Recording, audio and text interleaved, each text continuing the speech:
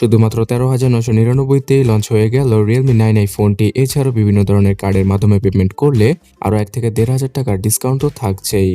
এছাড়া এই ফোনটিতে 11 GB ডাইনামিক র্যাম আর স্ন্যাপড্রাগনের প্রসেসর রয়েছে। So hey guys, Shanto here.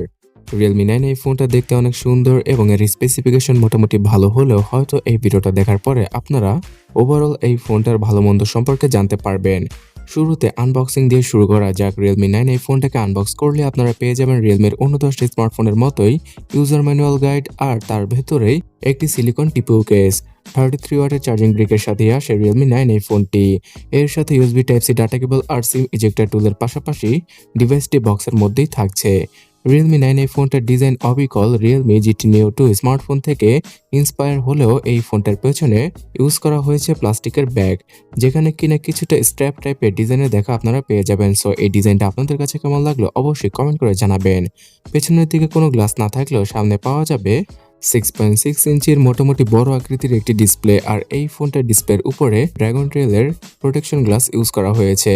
তো এবার বাজেটের মধ্যে অ্যামোলেড নয় IPS LCD প্যানেলকে নিয়ে এসেছে Realme, যেটা কিনা 90 হার্জের রিফ্রেশ রেটকে সমর্থন করে। তার সাথে এখানে 180 হার্জের টাচ স্যাম্পলিং রেটের পাশাপাশি অ্যাডাপটিভ রিফ্রেশ রেটের অপশনও থাকবে, যার মাধ্যমে কিনা ফোনটার ডিসপ্লে 48 হার্জ থেকে শুরু করে 90 হার্জের মধ্যে ওঠানামা করতে পারবে। আর এই কারণেই ফোনটার ব্যাটারি লাইফ অনেক বেশি ইনহ্যান্স করা পসিবল। এই ডিসপ্লেটাতে কোনো HDR এর সমর্থন না থাকলেও গেম খেলার জন্য মোটামুটি ভালো মানের ডিসপ্লে বলা চলে Realme-র এই 9 এই ফোনটির ডিসপ্লেকে। Out of the box Android 11 আর Realme UI 2.0 সাথে আসে Realme 9 এই ফোনটা। যদি এখানে Realme UI 3.0 আর Android 12কে পাওয়া যেত আউট অফ দ্য বক্স, তাহলে আরও কিছুটা বেটার হতে পারত। তো আগামী 2 থেকে 3 মাসের মধ্যে এই আপডেটটা খুব দ্রুতই প্রোভাইড করে দেবে Realme। এবং এই ফোনটার মধ্যে ডাইনামিক র্যামের ফিচার রয়েছে, যার মাধ্যমে কিনা আপনারা সর্বোচ্চ 5 GB পর্যন্ত 9 এই ফোনটার র্যামকে ভার্চুয়ালি এক্সপ্যান্ড করতে পারবেন।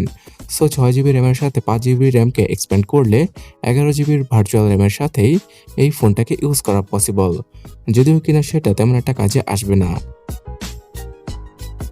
কোয়ালকম স্ন্যাপড্রাগন 680 এই 4G অ্যাসোসিয়েটার সাথেই আসে Realme-র এই ফোনটা। তো এই জন্যই 5G কানেক্টিভিটির সাপোর্টটা পাওয়া যাবে না Realme 9 এই ফোনটি থেকে।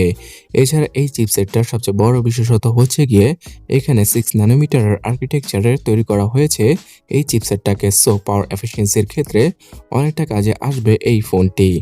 যদিও কিনা Adreno 6110 এই পুরনো জিপিইউটাকে ইউজ করা হয়েছে প্রসেসরটির মধ্যে, তারপরও বাজেট অনুযায়ী একদম অ্যাভারেজ টাইপের প্রসেসর বলা চলে এই স্ন্যাপড্রাগন 680 SoC-কে।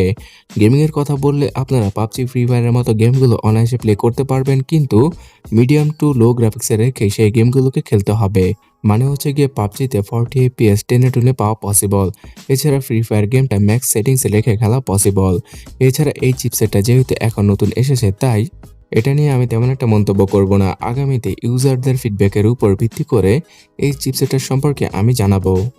আর এই স্মার্টফোনটা 4 GB এবং 6 GB র্যামের ভেরিয়েন্টের সাথেই আসে। সাথে পাওয়া যাবে 64 GB আর 128 GB UFS 2.1 এবং 2.2 এর ইন্টারনাল মেমোরি। তাছাড়া ডেডিকেটেড স্লটের সাথেই পাওয়া যাবে Realme-র এই ফোনটি। সো আপনারা দুইটি সিমের পাশাপাশি একটি SD কার্ডকে ইজিলি ইউজ করতে পারবেন Realme 9 এই ফোনটিতে। 50 মেগাপিক্সেলের ট্রিপল ক্যামেরা সেটআপটা থাকছে ফোনটার পেছনে। সামনে পাওয়া যাবে 16 মেগাপিক্সেলের সেলফি।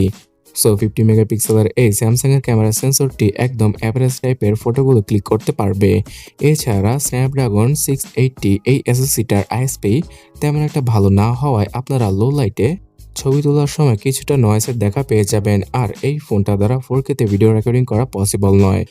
তবে সামনে সেলফি ক্যামেরাটা মোটামুটি বাজেট অনুযায়ী দারুণ। পাওয়ার ব্যাকআপ দেওয়ার জন্য 5000 mAh এর ব্যাটারির পাশাপাশি 33 ওয়াটের চার্জিং ব্রিকটা ফোনটার বক্সের মধ্যেই প্রোভাইড করা হয়েছে। সো শুধুমাত্র 70 মিনিটেই এই ফোনটাকে ফুলি চার্জ করা পসিবল। এবং এই কারণে আপনারা একদিনের মতো ব্যাটারি ব্যাকআপ তো পাবেনই, তাছাড়া খুব দ্রুতই আপনাদের ফোনটিকে চার্জ করতে পারবেন। সিকিউরিটি সেকশনের সাইড মাউন্টেড ফিঙ্গারপ্রিন্ট স্ক্যানার, তার সাথে সফটওয়্যার বেস ফেস আনলকের সাথেই আসে Realme-র এই ফোনটি।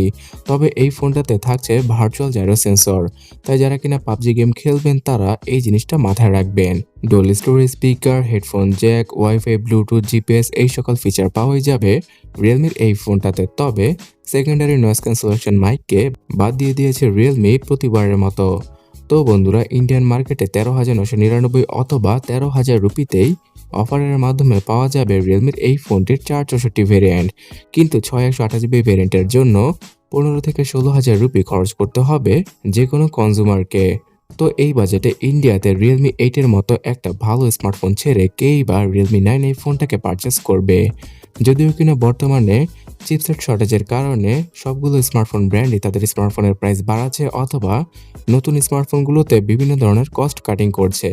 তো এই বিষয়টা মাথায় রেখে আমার কাছে কিছুটা এভারেজ টাইপের লেগেছে রিয়েলমি 9 এই ফোনটিকে। তো বাংলাদেশের মার্কেটে আশা করা যাচ্ছে আগামী ফেব্রুয়ারি মাসের মধ্যেই রিয়েলমি 9 এই ফোনটিকে 20,000 টাকার আশেপাশে লঞ্চ করা হতে পারে। তবে এটা থেকেও আরো ভালো ভালো স্মার্টফোন বর্তমানে 15 থেকে 20,000 টাকায় পাওয়া যাচ্ছে। সেই ফোনগুলো সম্পর্কে জানতে এখনই ডান পাশের ভিডিওটাতে ক্লিক করুন অথবা কমেন্ট সেকশনটা চেক করুন। আমি লিংক দিয়ে দিয়েছি।